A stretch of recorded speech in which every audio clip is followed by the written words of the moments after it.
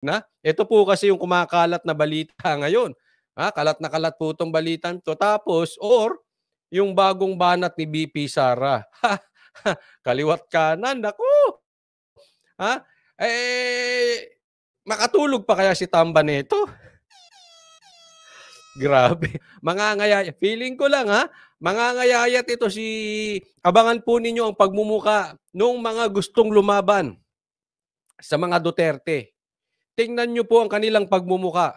1 month from now, 3 months from now, 6 months from now. Tingnan nyo kung nai-stress. Tingnan nyo kung stress na. Parang siguro parang naliligo sa pulburon. Hindi gano'n, 'di ba, pag stress ka para ka naliligo sa pulburon. Abangan ninyo kasi matitindi itong mga mga pasabog, mga pagbabalik ng Duterte. Kung ikaw nga naman si Tamba, I understand you. Stress na stress ka na, ginawa mo ng lahat. Nagsunog ka na ng pera, namigay na ng pera, di umano, sabi nga ni Amy, wala pa rin, inaabangan pa rin ng Duterte. Habang tinatadya ka ng Duterte, lalong lumalakas. Ayan, sana, kung nakakapanood dito ang mga DDS, tingnan ninyo, nanguulan na ng Yes, Judy Dane, live po ito. Umuulan ng fist bump. Ayan. Whew. Sana masuggest to ni Banat Bay. Panuorin mo, PRRD, kita nyo, dami yung supporters. Sana totoo na babalik na ang mga gikan sa masa. Ay, sana nga. Pero mukhang yun na yun. Mukhang babalik na nga. Ay. Sabi ni Lisa Tatoy, Donald Duck, magiging Pinocchio yan si Tamba sa dami ng problema. Ngayon may banat pa si Sara. Alam nyo naman si Sara, pag bumanat, isang word nga eh. Di ba? Naalala nyo, binanatan niya ng tambaluslos. Hindi niya pa diniretsa si Romualdez niyan. Basta sinabi niya, tambaluslos lang. Hanggang ngayon, salita na yung tambaluslos na yan. Bakat na bakat. Hanggang ngayon, yan ang ginagamit na salita. Ayun, tinanggalan siya ng confidential funds. Nanggagalaiti ang mga tao. Gusto marinig yung banat kay Tambaluslos, eto na. 2024, pahayag mismo ni BP Sara, nako, delicates. Mga kababayan, ang isinasagawang pera kapalit ng pirma para sa People's Initiative ay patuloy na nangyayari sa araw-araw sa siyudad ng Davao at sa iba pang bahagi ng bansa. Sino yan? Nograles, ikaw na naman ba yan? Tuloy-tuloy ang pagpapapirma. Nograles, gusto mong masampal ni Sara? Diyan ka pa nagpunta talaga sa Davao. Hindi naman niya pinangalanan si Nograles Pero sinabi na ni Pulong pinangungunahan ni Nograles yung pagpapapirma dyan sa Davao. Sino pa pinatutukuyan dito? Di kung hindi si Nograles, si Tamba rin, naku, masasampal kayo ni Sara dyan. Delegates kayo dyan. Pera kapalit ng pirma para sa People's Initiative. Gusto nyo? Yung 20,000 nyo, gawin nating 2 million? Uy, good yun Easy money. 20,000, palitan natin ng 2 million. Ano yun? Paano? 20,000 na pirma, kapalit 2 million. Naku, yan yung sinasabi ni Amy. 20,000 kapalit 2 million. Nograles, ang daming pera. Hinahabol mo pa ba yan? Nagtatanong lang po, Nograles, Pamira, 2 million, pinatulan pa. Hindi natin alam kasi yun yung sinasabi. Tuloy natin. Loko-loko kayo. Sa Davao pa kayo nagpapirma. Alam nyo naman, ang lilinis ng mga Duterte, mahuhuli kayo dyan. May katangahan din yung nagpapapirma dyan sa Davao. Bobo rin Sally Menda, maraming salamat sa stars. Erna Escalera, maraming salamat po. Tuloy tayo. Isa itong refleksyon ng pagkahilig ng mga politiko na bumili ng boto tuwing eleksyon. Nako, reflection to. Vote buying. Itong papapirma, kapalit ay pera, ay refleksyon ng vote buying. Ngayon, kayo na maglagay, hindi ko kayo huhusgahan. Ilagay nyo rin sa comment section. Sino nung nakaraang eleksyon ang may vote buying? Sa kampanya nila, parang alam ko to. Sa kampanya nila, sino-sino, itong mga politiko na naglalabas ng pera. Di ba may lang lumabas na video? Kayo na, lagay nyo na lang dyan sa comment section nang mabasa nitong mga animal na ito, sino ito mahilig sa vote buying. Pag may vote buying, tatandaan nyo to. Asahan nyo ito. Ang bumibili ng boto, ang vote buying, asahan nyo, magnanakaw. Paano nila papalitan yung ininvest nila? Ang laking pera i-invest nila. Sigurado yan, magnanakaw yan, mangungurap yan eh. Tingin nyo ba? Thank you yung pinamigay sa inyong pera? Huwag kayong naib. Huwag gawing karir ang katangahan, ha? Sino? Lagay nyo na lang dyan. Sino ang magnanakaw na nagbo-vote buying? Tuloy, ito ay pagsasamantala sa kahirapan ng ating mamamayan at kawalan ng respeto sa kanilang karapatan na magdesisyon ng malaya, walang takot o impluwensya gamit ang salapi. Ayan. Ito yung parang ginagahasa mo ang mahihirap. Itong mga politiko na nagbo-vote buying, ginagahasa araw-araw ang mahihirap. Kasi ginagamit yung kahirapan nila para sila ay mauto, malinlang, mabudol, kapalit ang pera. Pero gusto nila magstay kayong mahirap.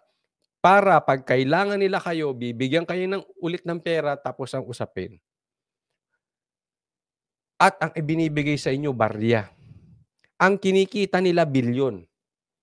Yung unprogrammed funds nga, 450 billion. Ano binibigay sa inyo? 100, 200, 500. Ibig sabihin, kakainin nila yung steak, yung mumo ibibigay sa inyo. Para kayong aso. Yung tira sa inyo. Ganyan po ang ibig sabihin ng mga politikong ganyan. Magnanakaw na, binabastos kayo, ginagahasa kayo araw-araw. Tandaan nyo yan.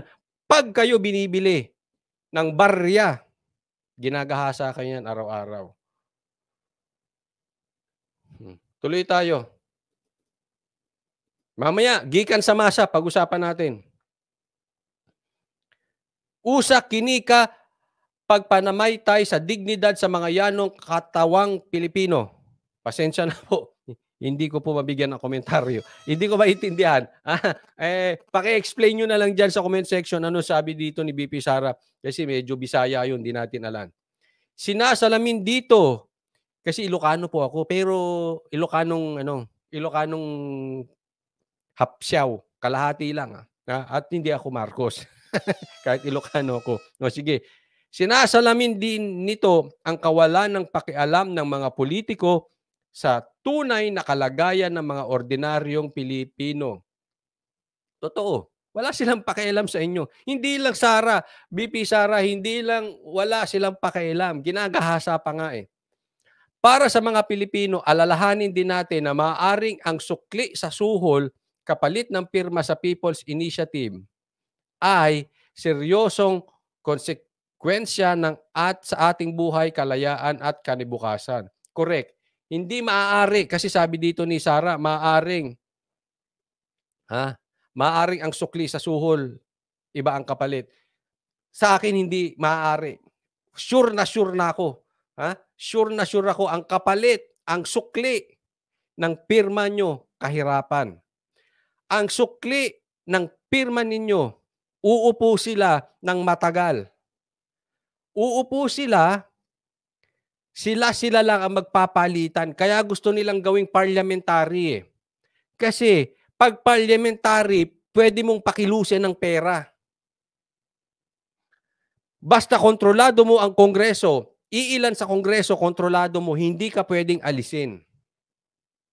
Kaya wag po tayong papauto. Ang sukli ng pirma ninyo, ang sukli ng 100 ninyo, 10 years, 20 years, 30 years silang uupo.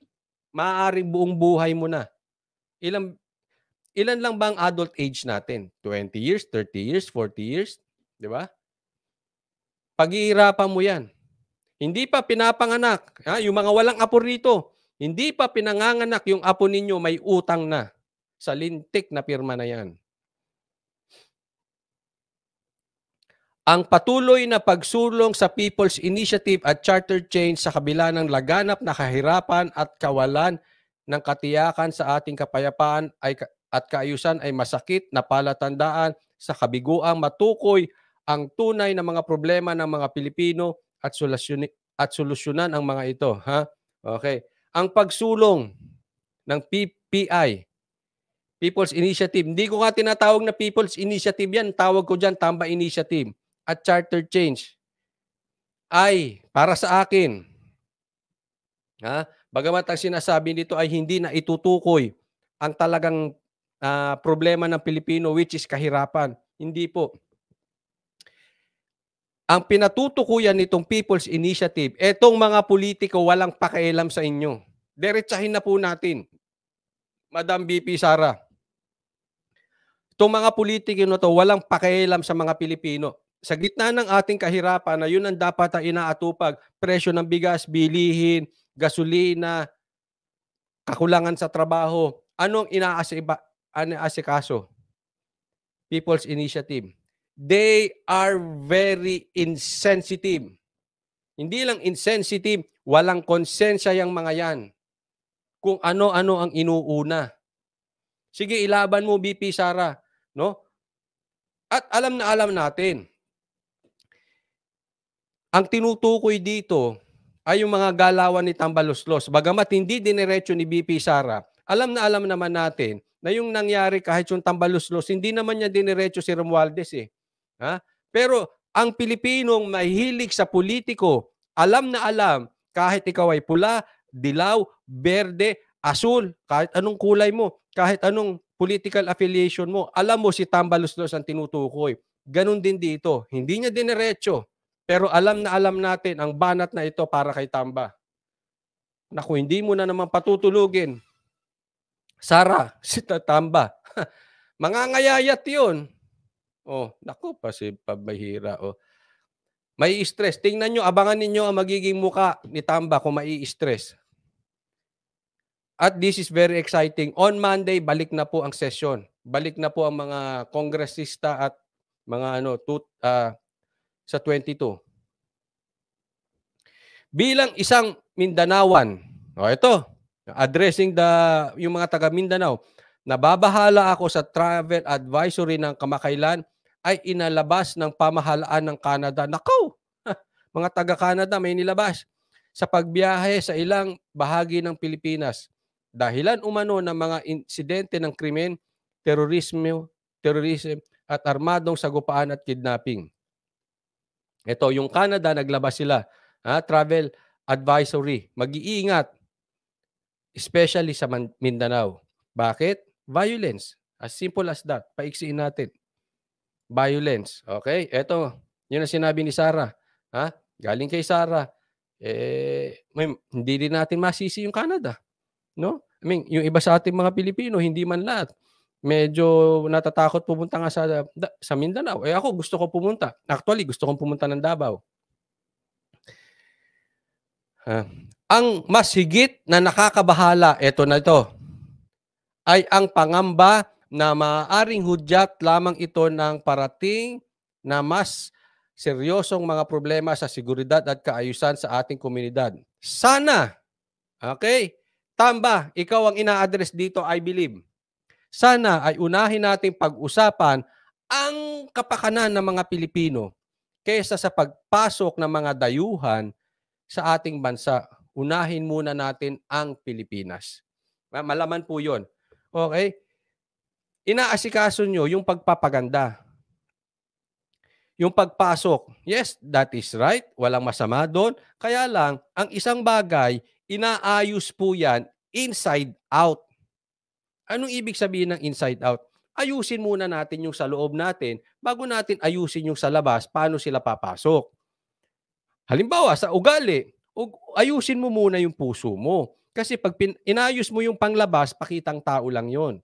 O, halimbawa rin, sa paglinis, sa pagligo, unahin mong maligo, hindi magpabango. Kasi dapat inuuna mo yung loob bago labas. Naunawaan. Yan po ang ibig sabihin ni Sarah. Unahin natin yung kapakanan natin.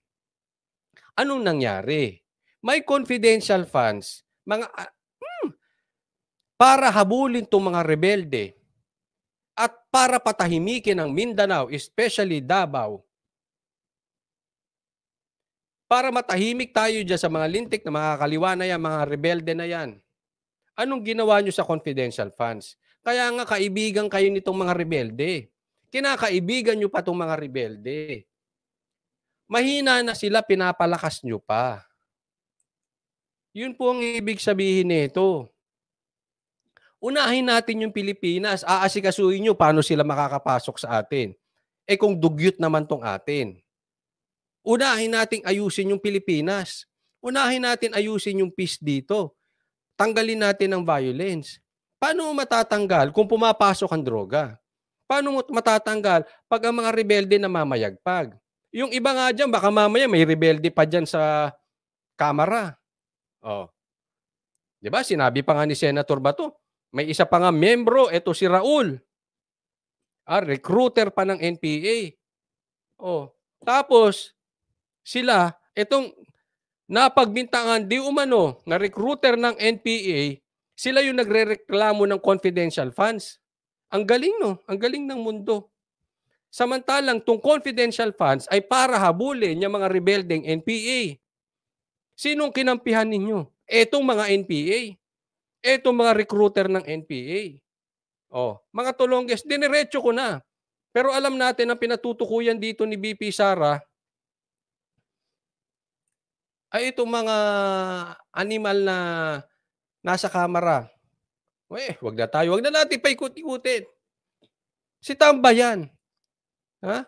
Ang lilinis nyo, inano nyo yung confidential funds. Tapos anong ginagawa nga nyo yun? Anong ginagawa nyo ngayon?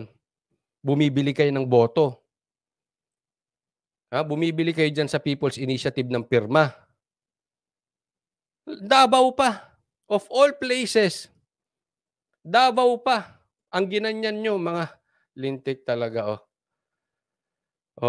Ayan. Pera kapalit ng pirma para sa People's Initiative ay patuloy na nangyayari araw-araw sa siyudad ng Davao at sa ibang bahagi ng bansa. Alam mo, Marcos, walang respeto si Tambaluslos sa'yo. Sa totoo lang. Nagsabi na siya, tigilan na yan dahil divisive. Tuloy-tuloy pa rin. Fake news ba ako? Hindi. Ito, may source tayo, si Sarah herself. Si Sarah mismo. Reliable ba si Sarah? Pambihira kayo. Vice President yan. Duterte pa yan. At alam natin, ang Duterte, bukod sa tatak nilang kontra-addict, kontra-rebelde yan. Alam natin, kaya pag nagsalita yan, patungkol dito, may authority. Hindi yung sasabihin, labanan ang droga, pero addict. Labanan ng mga smuggler, pero kaibigan ng smuggler. Pag ang Duterte nagsalita labanan ng droga, alam mo, may karapatan, may authority. Pag ang Duterte nagsalita labanan ng rebelde, alam mo, totoo. Alam mo, seryoso sa laban. Hindi yung bilang na ang araw ng mga smugglers, tas walang nangyayari. Nakita nyo yung difference ng salita ng isang walang kwentang leader at ng isang Duterte? Pag sinabing kontra-addict. Pag sinabing ayaw sa rebelde, yan po ang Duterte. At alam nyo yan. Hindi ko yan pinagtatanggol dahil tayo ay maka-Duterte. Alam ng buong Pilipinas yan. May authority sila magsalita about drug lords at rebelde. Kung yun ang usapin. Kaya nga maling-mali yung binabato na paninira kay Sara. Ha? Maling-mali, hindi epektibo. Yung corrupt daw si Sara at ginagamit yung confidential funds. Sa lahat ng ibabato nyo sa Duterte, katangahan po yung ginamit ninyo. Ang dami nyo pwedeng ibato. Pwede nyo ibato kay Sara, nananampal siya. Pero ibabatuhin nyo ng corruption? Tanga yung nag-isip niyan.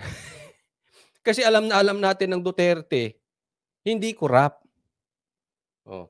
Alam mo kung paano ko nalamang hindi epektibo? Binato siya, di ba? Para siraan at corrupt siya sa confidential funds. Anong nangyari? Tumaas. Tumaas ang trust rating. Ang acceptance rating tumaas ni Sara. Si Romualdez bumagsak. Sa katunayan, pinakamababa. Si PRRD, binato, sinarahan yung kanyang channel, sinuspinde. Alam mo ba't di effective? Tumaas ang rating ni number 1 pa nga sa pagkasenador si PRRD. Si Tambaluslos, ni hindi lumabas sa survey. See? Nakikita nyo?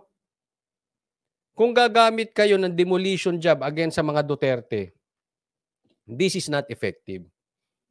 Lalo silang tumataas, lalo silang minamahal ng tao, at lalo silang pumapalag.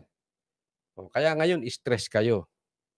Kaya lang, aabangan natin, sigurado ko, sa January 22, Monday, babalik na po kasi ang Kamara eh. Si session na, may pasabog yan. Napakaganda po. Be ready. Brace yourself. Fasten your seatbelt. Put on your helmet. I'm sure may malaking balita sa 22. Abangan ninyo yan sa Lunes. Kasi hindi pwedeng hindi ka-counter itong mga kampon ni Tamba. Siyempre, ang kampon ni Tamba, babalik yan ng suntok. Bumabanat sila PRRD ngayon, sila Sara, kahit nakabakasyon, nasisilip yung PI nila, hindi sila makasalita, bumanat pa si Amy. So, ka-counter yan. Paano ba kumounter si Tambaluslos? Di yung kampon ni Tambaluslos ang ka-counter. Sa 22 pa lang magbabalikan. So, sigurado, ang counter niyan manggagaling sa mga kapantry niya. Diyan siya nagtatago sa mga kapantry niya eh. Yan, yung mga kampon ni Tambaluslos. Tapos sila ang babanat. Abangan ninyo. Tingnan nyo kung magdilang anghel ako. Sila ang kakana dyan.